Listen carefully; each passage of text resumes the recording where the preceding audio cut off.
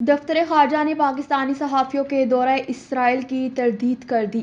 پاکستانی دفتر خارجہ نے پاکستانی صحافیوں کی جانب سے اسرائیل کے دورے کے حوالے سے زیر گردش خبروں کی سختی سے تردید کرتے ہوئے کہا کہ پاکستانی پاسپورٹ پر اسرائیل کا سفر ممکن ہی نہیں۔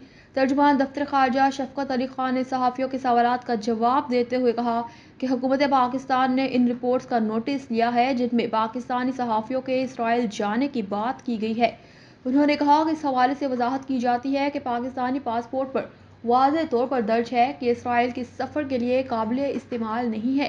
شفقت علی خان نے کہا کہ لہٰذا موجودہ قوانین کے تحت ایسا کوئی دورہ ممکن نہیں۔ پاکستان کا اسرائیل کے بارے میں موقف تبدیل نہیں ہوا۔ پاکستان اسرائیل کو تسلیم نہیں کرتا۔